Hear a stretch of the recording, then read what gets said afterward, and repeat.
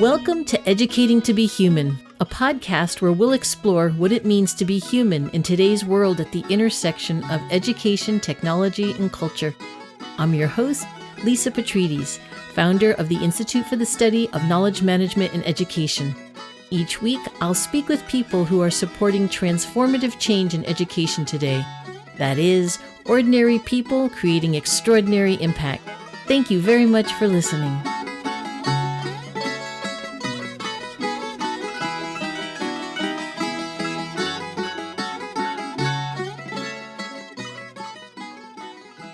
Here, within episode 5 of Educating to be Human, we explore a new aspect of what it means to be human, our boundless curiosity and extraordinary creativity.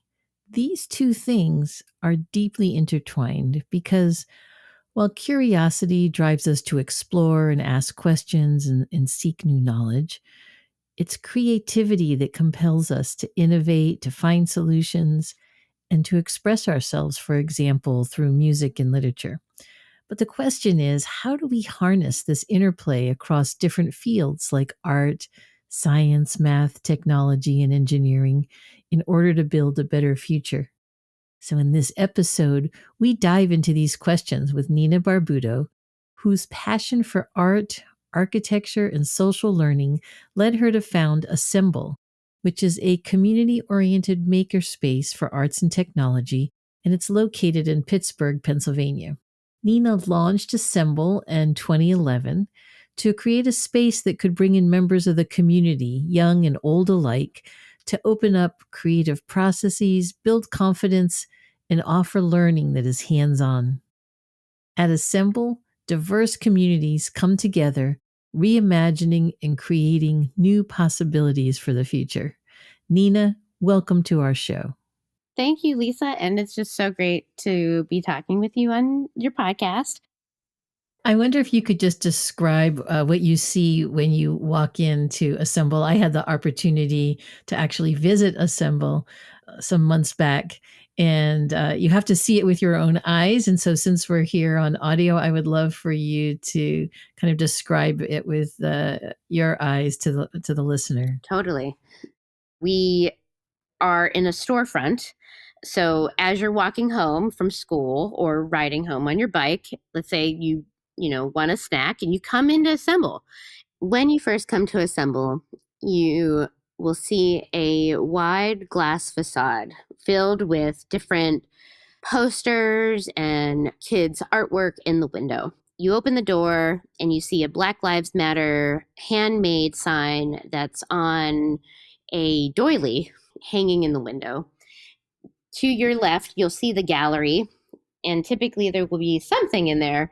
Maybe there's an installation, maybe there's stuff hanging from the ceiling. Currently, there's stuff from our Hack the Future students, which is our teen program, and all the signs that they painted and created for the local Garfield farm based on different mental health sayings and trauma-informed care issues to encourage people on how to keep going.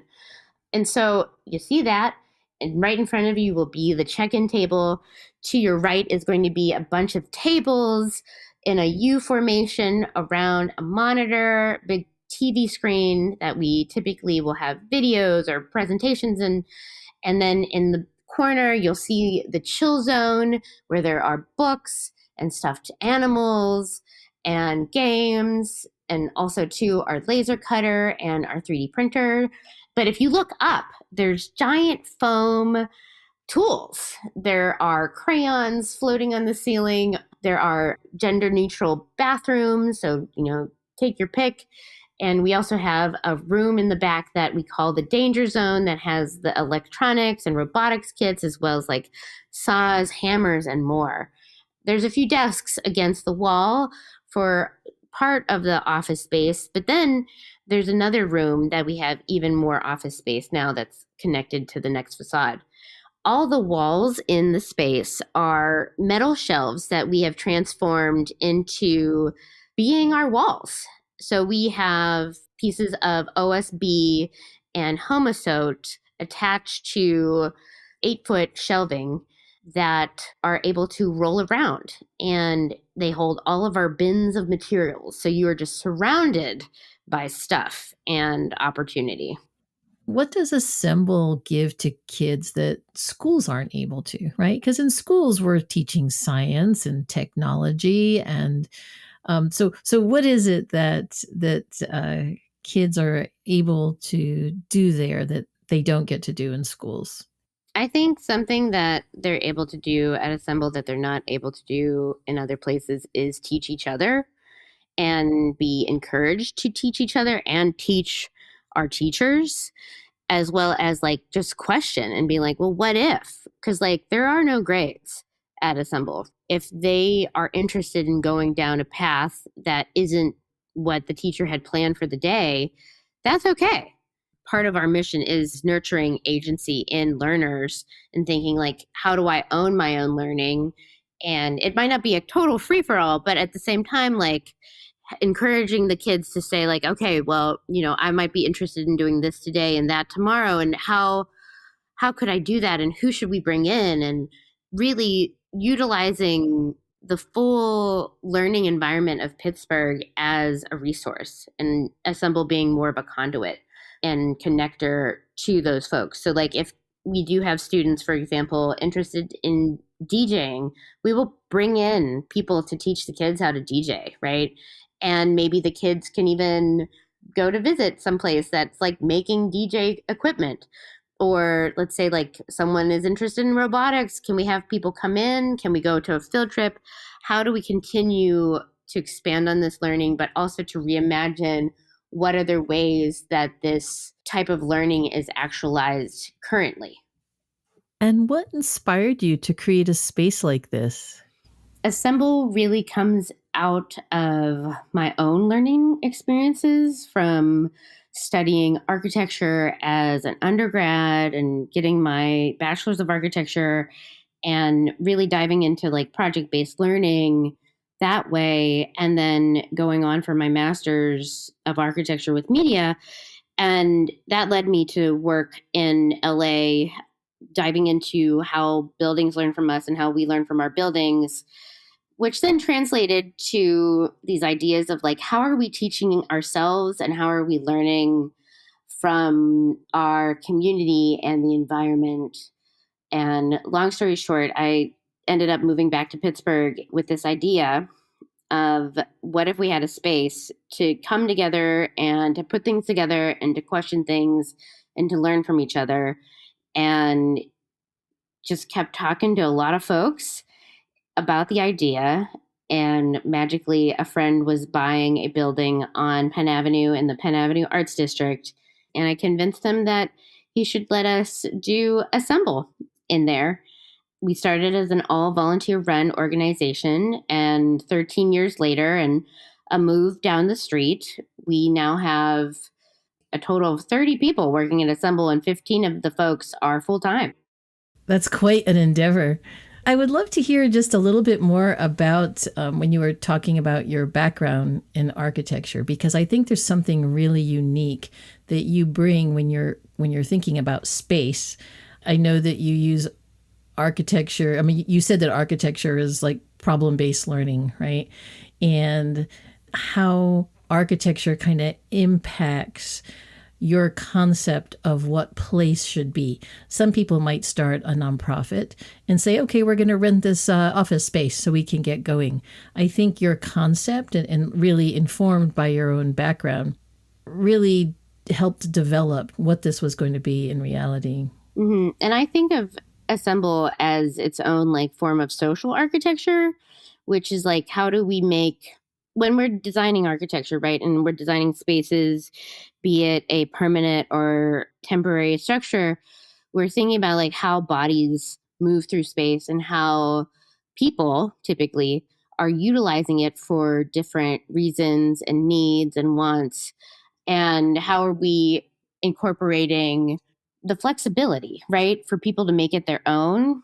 There's a great article about Aldo Flou's Crimes of Ornament.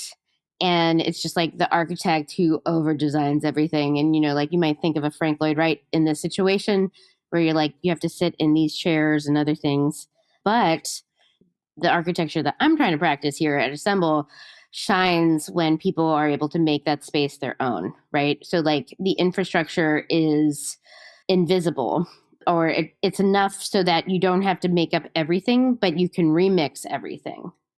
I love that. I love that. So when you were creating Assemble, who were you designing it for? Well, again, like, we got the space, and so a lot of it was like, okay, who's coming in? Who's here? We didn't really know like who was the audience, but the original space was right next door to the thrift store. So every Saturday we had kids. And I mean, like, granted, I was designing it for people I knew and my friends, right? So like at that time I was 26. So it was like, ooh, millennials and weird artist folks and interesting creatives and techies and everything in between. So I was designing it for people who wanted to come together and learn stuff, and was not designing it for foundations, right? So it was designing it for the people who walked down the street and lived next door or would come in to get a free snack. I think that set us up to always be reflective of our community. And so when you first started, did you start with volunteers or did you start with a team? How did you get going? So, for the first 4 years of its existence, it was all volunteer run. I pulled together people that I knew as a board and things together for starting a 501c3. Did not know anything about that kind of stuff before diving into it. Fortunately, we have a really great library system in Pittsburgh where there is a nonprofit library room. And there's also a great business room too. They have everything.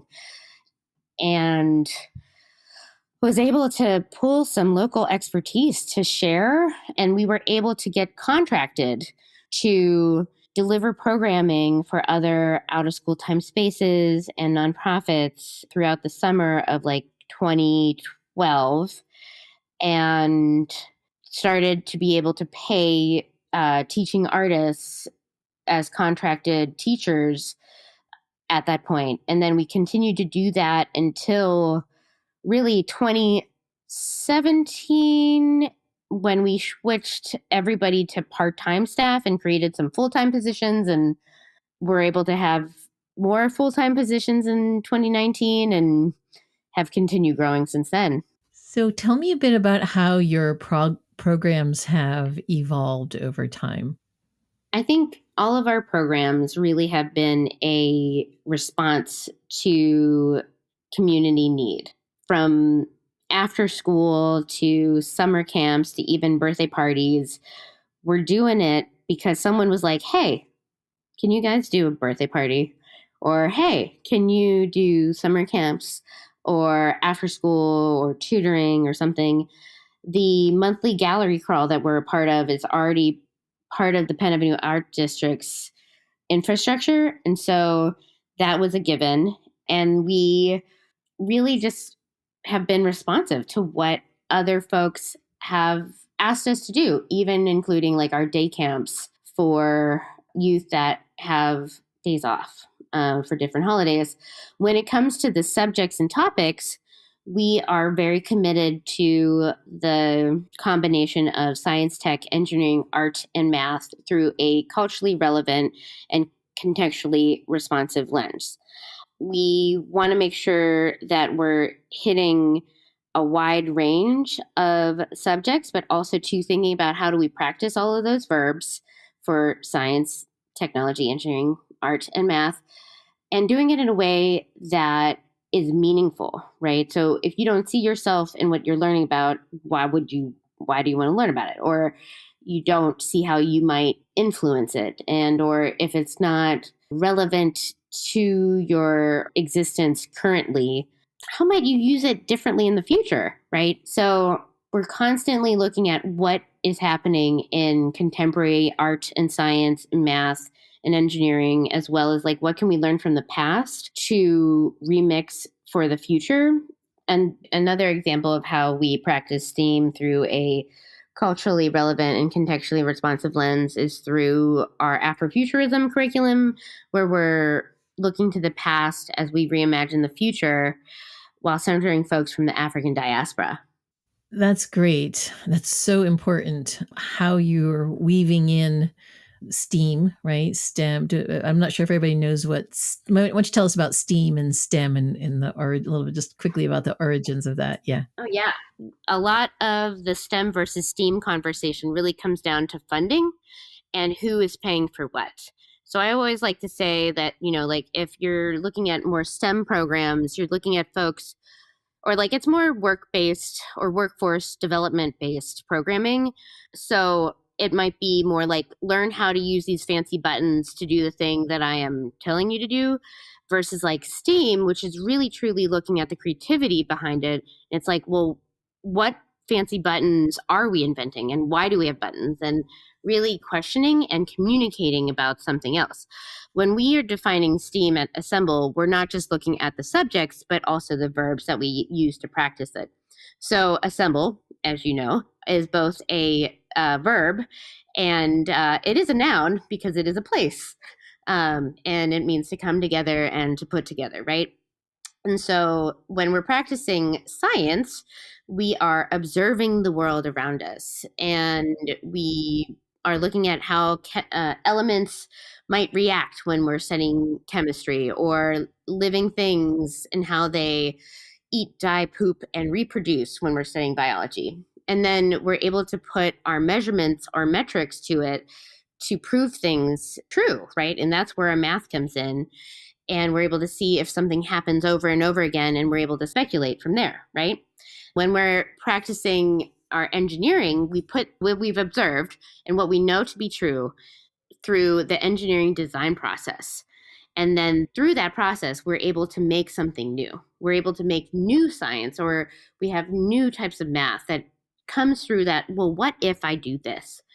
And with technology, this is the stuff that we are creating along the way. It is truly like our making, right? So, what do we want to make through the things that we are changing, things that we've observed, things that we've proven to be true? And then through art, it is how we communicate about it all. If we do not have the ability to communicate, our science dies, right? We can't say what we want to change or what we're creating, right? Like it really needs art at the end of the day. And so we take it all apart and we put it back together. And that's how we practice STEAM at Assemble. I think we understand, and you know all too well from your own work about how curiosity drives human innovation and discovery, for example. Is there a way that Assemble is really sort of nurturing and harnessing this kind of natural curiosity? I would say in the kids, but probably in the adults too. So it'd be nice to hear a little bit about your work with adults. Yes. And I think the first adults that we have to start with are the adults that work at Assemble, because they're the ones who have to embody it. There's a lot of reprogramming that we have to go through as adult learners, even if we are working with youth. I grew up at a time when creativity was still a dirty word. You'd be in trouble for trying to do a creative act. And I think everything has shifted, which is so wonderful. But thinking about innovation and creativity, something that I think we practice that also might not be something that happens a lot in schools is just listening to each other and helping each other to be seen and feel that we are being seen and heard. And so having that presence, or being able to say, like, I understand and I see you and I hear you, and what if we do it this way, or what do you think, helps to foster that spark towards deeper innovation, right? And collective imagination. With our adult learning programs, we really want to help folks see and gain access to the amazing stuff that we are doing with kids, such as like sewable circuits. We just did a workshop last week, actually, with some alumni from Carnegie Mellon to do a sewable circuit activity where we created a special stamp with the laser cutter and stamped it, and then people got to embroider and add some lights, and they had never done that before. So thinking about like what is possible and what we can continue to share. And sewable circuits, right? Like that's not new technology. They've been around for close to 10 years, but yet that's not something that's pervasive. like sewing. Can you actually describe what a sewable circuit is? Oh, totally. So a circuit, right? A simple circuit, one can say, has a power source and some output. And for this case, we're going to use a battery and an LED. So you can put an LED and a battery together and you make a very simple circuit. Now, what if I would like to do a sewable circuit? Well, there are sewable battery holders. And so I'd sew that on and I'd use conductive thread, which has metal in it. And I'd sew from the positive to the positive, on the other side, the negative to the negative, and then make my little circle for my electricity to travel through. And voila, you put the battery in there and the LED should light up. And if not, you need to double check to see if your string, your thread is touching itself, because that will cause a short circuit. And it's a great way of learning about circuitry because, as we all know, electricity is lazy and it will find a way to not make the full connection if possible. So not only do you want to have clean lines when you are sewing, but you also just want to make sure that, how are we not messing up the flow? That is just a terrific example about where the A comes in STEAM. It really seems to me that you've really built and helped foster a sense of community and connections among people. Can you tell me a bit more about the community that's developed around Assemble? It really seems that the collaboration with the community is helping to foster a deeper sense of connection and shared purpose. Is that true? And if so, tell me a bit more about that. Yeah, part of the intention and design was always for Assemble to be reflective of its community, right? And so community has always been something that I am driven by, and part of Assemble's name, right, the smaller text, is a community space for arts and technology. And it's slowly built a fabric of community that is not only youth, but the adults, the guest experts, the board, folks from different universities, people who live down the street, and everyone in between. So when I would talk about Assemble and how we assemble different communities, I would always talk about the physical community of Garfield, and there's Friendship and Bloomfield and all these other neighborhoods in Pittsburgh. And then to like all the elementary and middle and high schools that are around the area, and then the universities, thinking about how are we mixing our big brains with our fresh brains.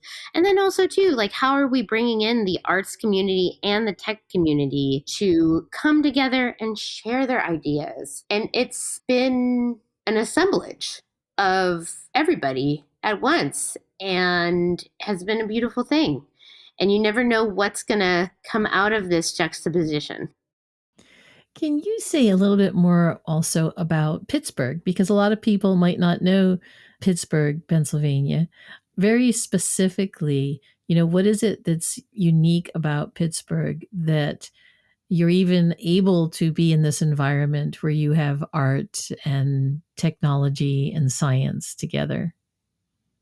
So, Pittsburgh is an interesting city in the sense that it has always been identified as a city that makes things, right? So, like, it was a city of steel. The steel industry was huge. And it has since revamped itself to be more of the eds, meds, and tech. There's a whole bunch of robotics companies. We, of course, have CMU. We have things like Duolingo. We have a lot going on, but there's a lot of art that sometimes is not as thought about and lifted up, and there's just so much creativity.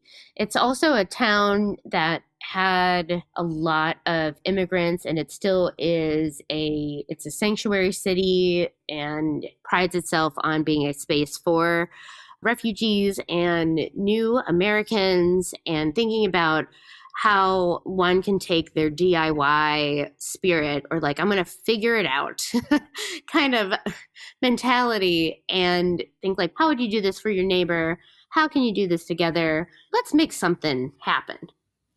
So really what you're describing, it's a social space as well as a creative space. And I might say, why is that important today? Creativity can happen in a solo environment, but we're never truly disconnected. We're always either affecting the environment or each other. It's never in a vacuum, right? We're always building off of what someone else has done, and what we are doing becomes part of that lineage.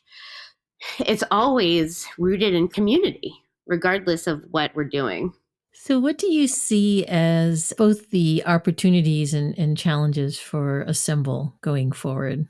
What are you most excited about, and maybe what are some of the barriers in the way? The things that I'm most excited about are our ability to help the next generation of educators. So, we have created a fellowship for 18 to 24-year-olds who are interested in getting involved in the informal teaching world or becoming out of school time educators or teaching artists, which typically you don't need a degree to do, right? So, like, how does one learn about human development? How does one learn about lesson plans? How does one learn about all of these things so that they can start to execute and translate their creative ideas into learning experiences for younger people or for seniors or for whoever might be learning at that time? That's something that I am really excited about. But one of the challenges is finding the funding to keep doing the work for the opportunity youth, for the 18 to 24-year-olds, doing the work for everybody, the kindergartens to the 18-year-olds, for adults and for seniors, and making sure that we are creating a workspace that is practicing equitable policies and practices so that we can be a place where people can be their full selves at work, that they can share their creativity, that they can help others to continue to share their creativity, and to continue to build and practice the future that we want to see. So that's a big challenge. And an amazing opportunity. Nina, thank you very much for your time today. I think you've made for us some pretty important and profound connections between how we think about space, the space we occupy, the communities we create, and the creativity and curiosity that actually enable these things to kind of thrive over time. Is there anything else that you want to add before we end today? I just want to say thank you, Lisa. And thank you for all your work within this space that you've done for so many years. Oh, you are most welcome. It's my pleasure to be able to talk with folks who are in the world, innovating, creating, and trying to transform what we do. So thank you again so much. Thank you, everybody, for listening to the show this week. This has been Lisa Petrides with Educating to Be Human. If you enjoy our show, please rate and review us on Apple, Spotify, or wherever you listen to your podcasts. You can access our show notes for links and information on our guests. And don't forget to follow us on Instagram and Twitter at Edu2Be-Human. That is EDU to be human. This podcast was created by Lisa Petrides and produced by Eleni Theros. Educating to Be Human is recorded by Nathan Sherman and edited by Ty Mayer.